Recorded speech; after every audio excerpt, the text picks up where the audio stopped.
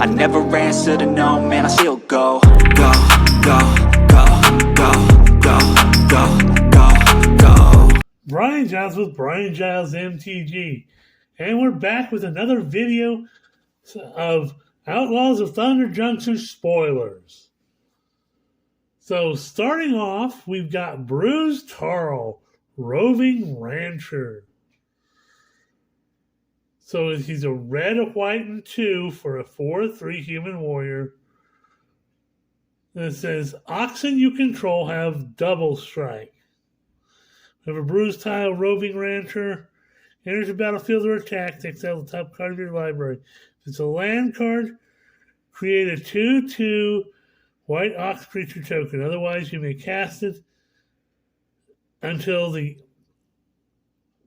end of your next turn. So this guy's all about creating oxes and oxen, and all your oxes have double strike. So, yeah, he sounds like an interesting, kind of like an ox lord almost. Ox King. I hope that's not a trope.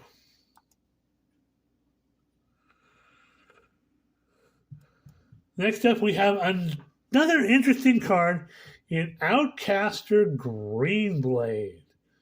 So he's a green and 2 for a 1/2 human mercenary. When he enters the battlefield, search your library for a basic land card or desert card, reveal it, put it in your hand, then shuffle. Outcaster Greenblade gets +1/+1 for each desert you control. So he really cares about deserts. And again, I believe this is like the trope on Johnny Appleseed.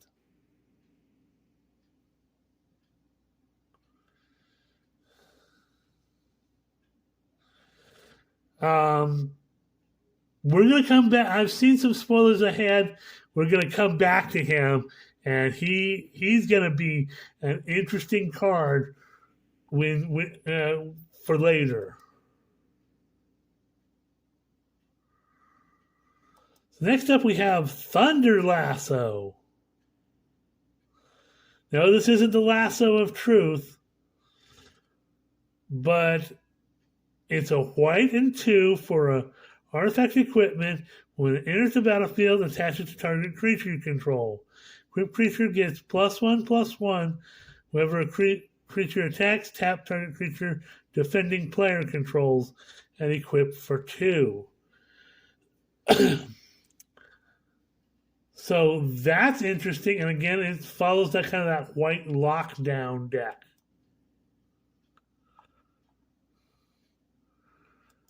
Okay, next up we have Aloe Alchemist.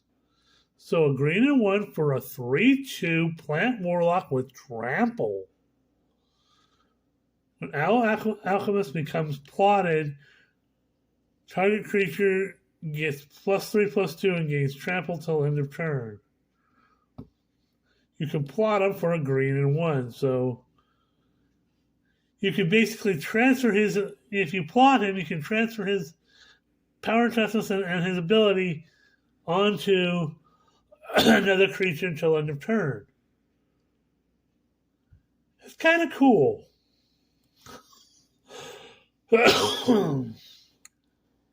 Next up, and some people are going to be kind of about this card. So this is kind of like the trope on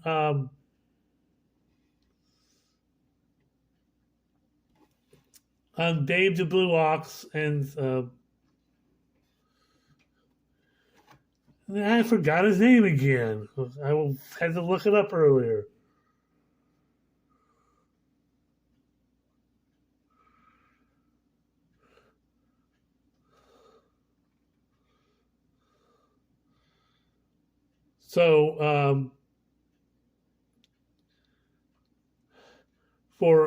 So Bonnie Paul Clearcutter is a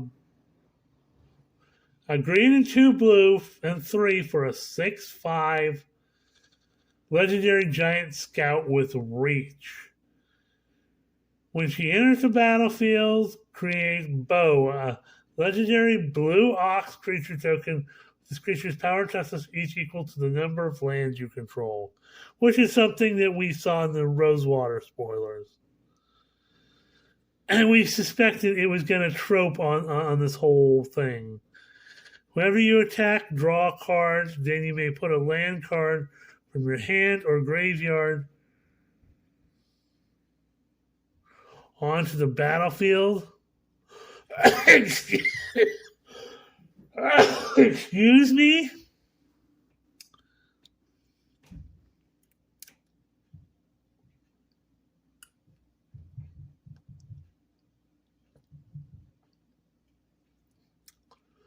Yeah, that's going to be a little fun to play with. She's expensive. She's a 6/5 for 6, but she has reach. She creates her buddy ox.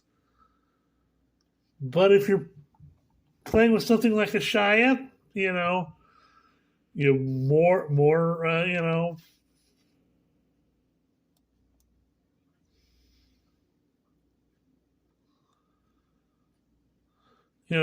more forests and stuff. Next up, we have Visage Bandit. So a blue and 3 for a 2/2.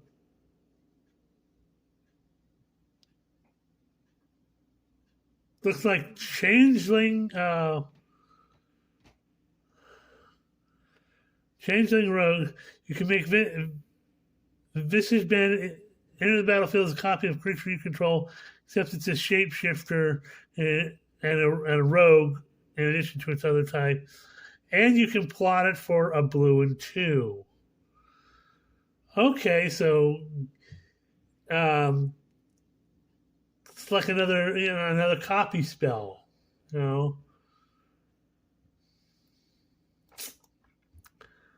Fun. Wrangler of the Damned. So a white, a blue, and 3 for a 1/4 human soldier with flash. At the start of your end step, if you haven't cast a spell from your hand this turn, create a 2/2 white spirit creature token with flying. And like I supposed earlier, this, there's going to be an Azorius Spirits type of theme for this set. And this is going to be part of it.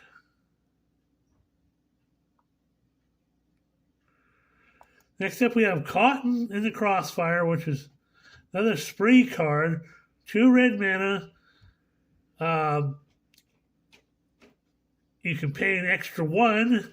It deals 2 damage to each outlaw creature.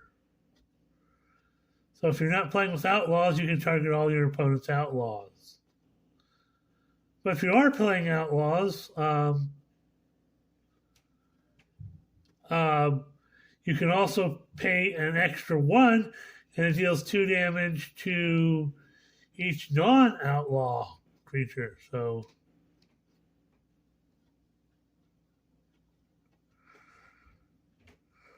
pay the full 4, everybody gets 2 damage.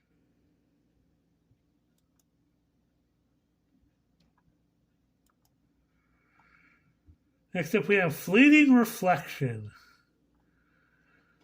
A blue and 1 for an instant that reads target creature you control gains hexproof till end of turn. Untap that creature till end of turn and becomes a copy of one other target creature.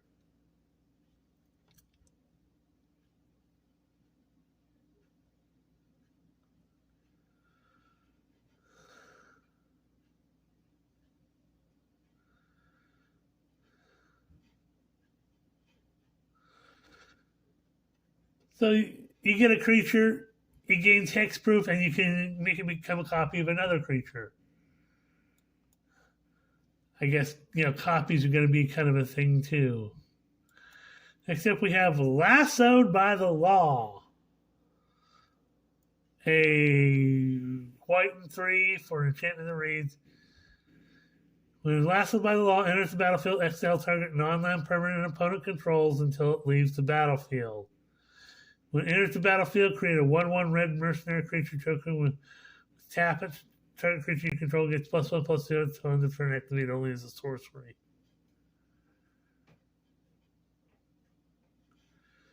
So,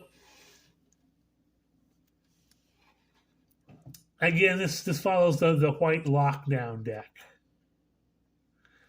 Next up, we have Loan Shark. There's a trope. Loan Shark. Loan Shark.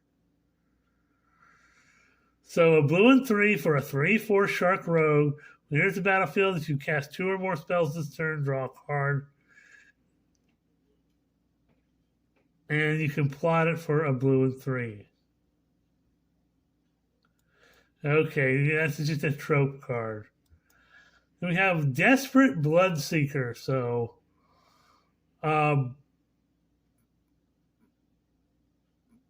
black and 1 for a 2/2 vampire with lifelink. Near the battlefield, target player mills 2 cards.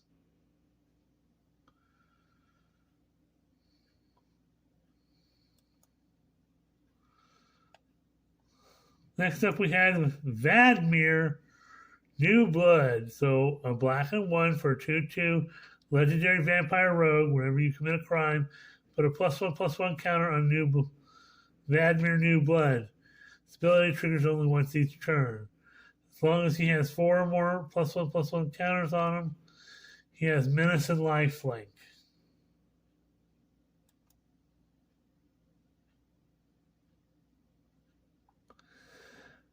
Okay, next up is another insanely powerful card. This is Bristly Bill Spinesower. Now we've seen some flavor text comments from Bristly Bill, but this is who Bristly Bill is. It's a green and 1 for a 2/2 plant druid with landfall. Whenever a land enters the battlefield under your control, put a +1/+1 counter on target creature. Excuse me? Excuse me? And for 2 green and 3, double the number of +1/+1 counters on each creature you control.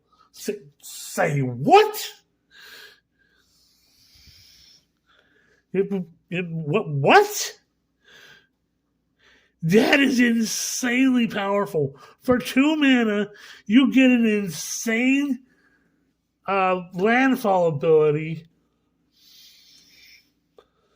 and if you keep him on the battlefield and have the mana to do it, you can double your +1/+1 counters on creatures you control.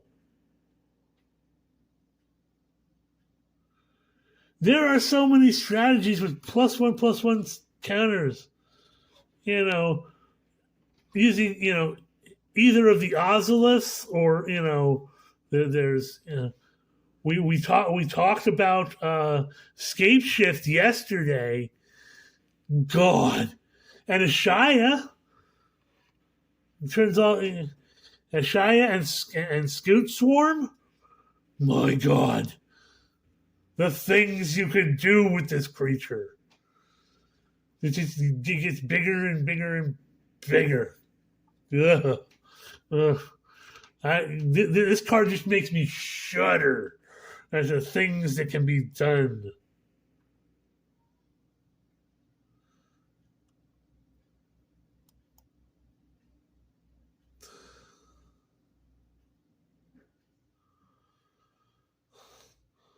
So next up, we have Prosperity Tycoon. A white and 3 for a 4/2 human noble.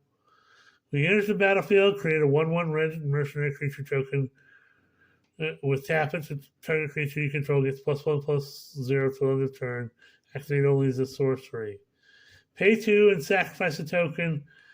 Prosperity Tycoon gets indestructible till end of turn and tap it. So he creates a bodyguard, and you can pay to and sacrifice a token. That's any kind of token. And he can get indestructible till end of turn. It's not so bad.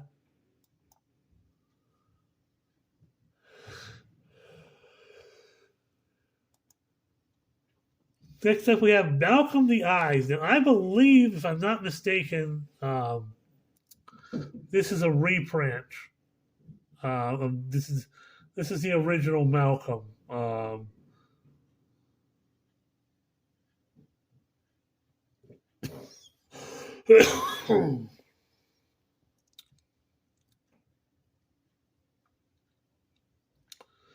So a blue or red for a 2/2 legendary Siren Pirate, flying in haste. Whenever you cast your second spell each turn, investigate.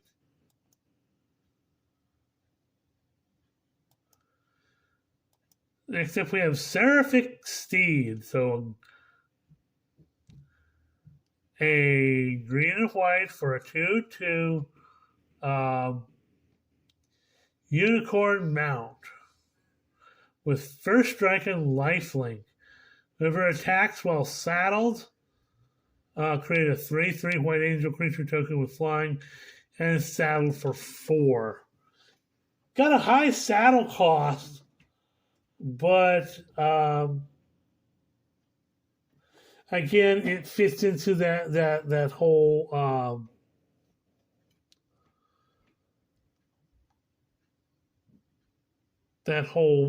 mount deck that's the green and white.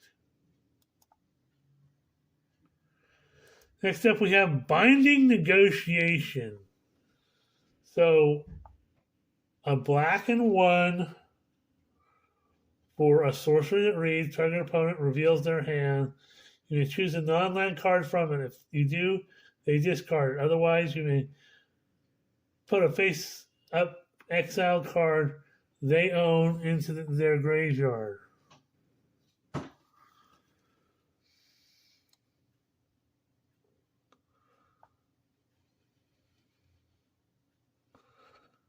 Okay, so you can get rid of their plotted cards.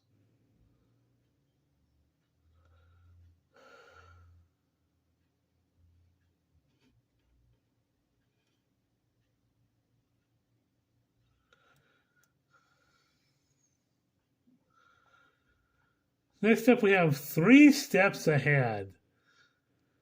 Another spree card for 1 blue mana.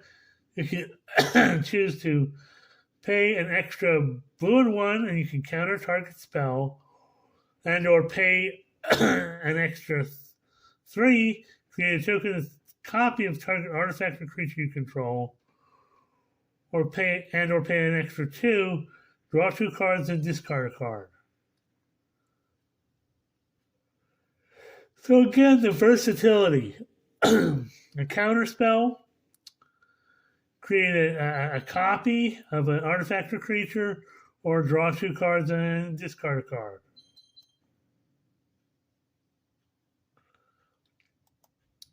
Next up, we have Nomad Opossum. So a green and 2 for a 3/3 Opossum mount. Whenever Nomad Opossum attacks while saddled, it gains +1/+2 till end of turn. You may return any number of creatures that saddled at this turn to their owner's hand. You can saddle it for 1. So it can blink stuff back when it's saddled.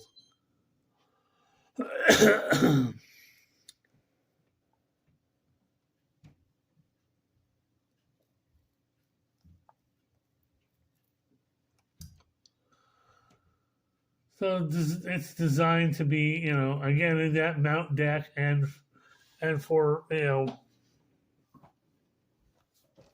ETB purposes.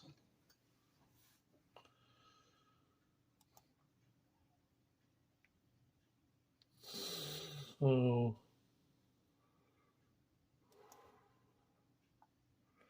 one more. Oh, here's the Roadrunner. Resilient Roadrunner. Meep, meep. Oh my god, here it is. Here we go. A red and one for a 2/2 bird with haste and protection from coyotes. Pay 3, Resilient Roadrunner can't be blocked this turn except by creatures with haste.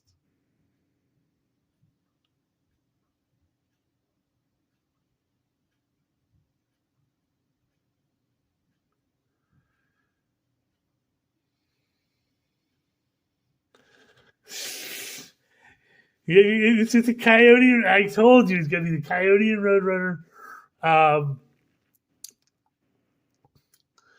trope. And yeah, they did it. They did it. Meep, meep.